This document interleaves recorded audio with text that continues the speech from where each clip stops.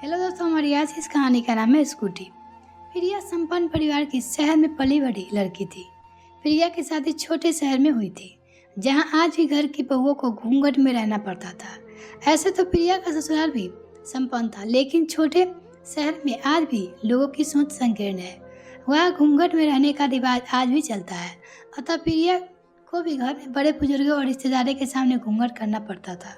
प्रिया की सास सुमित्रा जी इस मामले में कुछ ज़्यादा ही सख्त थी। वो घर के आस पड़ोस में लोगों तक के सामने भी प्रिया को घूंघट करने को कहती। प्रिया की ननद और पति कई बार सुमित्रा जी को समझा चुके थे कि आस पड़ोस के लोग कौन से हमारे रिश्तेदार हैं, उनके क्या घूंघट करना, ये सब पुराने जमाने की बात है। आज तो जमाना बदल गया है, लेकिन सुमित्रा जी किसी की एक ना सुनी। प्रिया भी घर में शांति बनाए रखने के लिए सुमित्रा जी से कुछ न बोलती और ना चाहते हुए भी चुपचाप घूंघट कर लेती। प्रिया की ननद कविता हम होने के कारण उसकी प्रिया से अच्छी बनती थी। प्रिया को जब भी मार्केट या किसी काम से बाहर जाना होता तो कविता अपनी स्कूटी से ले जाती। प्रिया को स्कूटी चलाने का बड़ा शौक था। जब मायके में थी तो उसके पास खुद की स्कूटी थी, लेकिन ससुराल में सुमित्रा जी ने स्कूटी चलाने के लिए कहकर साफ मना कर दिया कि घूंघट में स्कूटी कैसे चला सकती हो।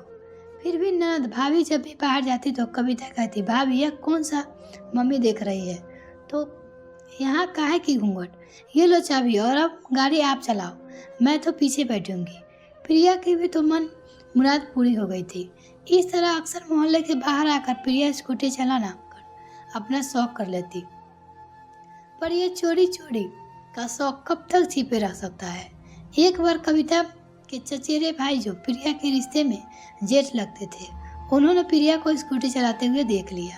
फिर क्या था, वही हुआ जिसका डर था। जब तक प्रिया और कविता घर पहुंचे, उसके पहले ही भाई साहब घर पहुंचकर सुमित्रा जी को पूरी जानकारी दे चुके थे। सुमित्रा जी गुस्से से आग बबूला हो गई थी।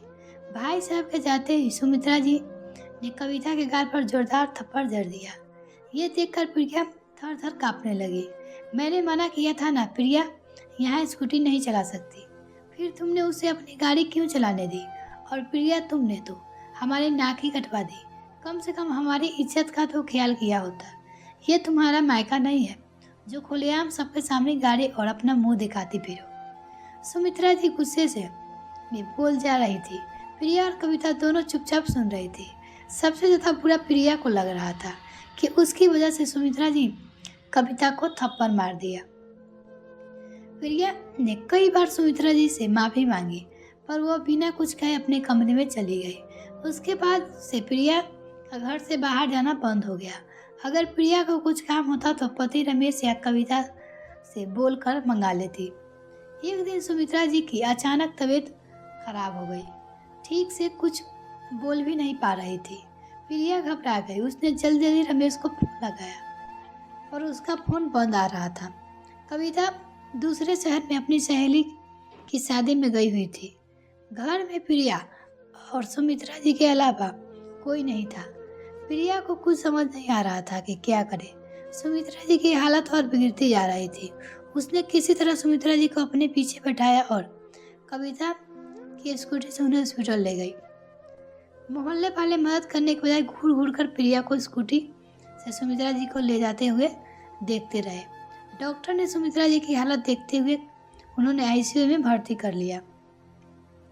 तब तक रमेश को भी खबर मिलते ही हॉस्पिटल पहुंच गया। जब सुमित्रा जी की हालत सुधरी तो डॉक्टर ने बताया कि उन्हें दिल का दौरा पड़ा था। थोड़ी देर हो जाती तो कुछ भी हो सकता था। प्रिया और रमेश के तो हाथ पाँव ही फूल गए थे। ये सुनकर लगभग एक हफ्ते बाद सुमित्रा जी को हॉस्पिटल से छुट्टी मिल गई। शाम को मोहल्ले की कुछ औरतें सुमित्रा जी से मिलने आई।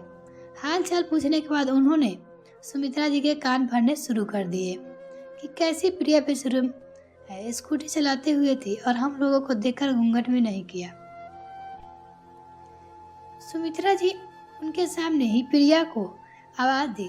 तब तक प्रिया घूंघट किए वहाँ सबके लिए चाय भी ले आई। साथ ही डर रही थी कि आज तो माँ जी मुझे छोड़ने वाली नहीं है। तभी सुमित्रा जी ने प्रिया को पास बुलाया और उसका घूंघट हटाते हुए कहा, ये हमारी घर की बेटी है और बेटी को भला क्या घूंघट करवाना। प्रिया को नई स्कूटी की चाबी भी दे दी जो उन्होंने पहले ही रमेश से मंगवा ली थी। आज से तुम भी स्कूटी चला सकती हो। मुझे माफ़ कर दो बेटा। अगर उस दिन तुम मुझे अस्पताल सही समय पर ना ले जाती तो आज मैं यहाँ ना होती। यह देखकर मोहल्ले की औरतें मुंह बनाकर चुपचाप वहाँ से चल दिए और दोनों सास बहू चाय की चुस्कियाँ और मज़ा लेने लगी। मिलते हैं फिर नेक्स्ट वीडियो फ्रेंड, तब तक के लिए bye. Thanks for watching this video. तो और जन को अभी तक सब्सक्राइब नहीं किया तो प्लीज़ सब्सक्राइब कीजिए।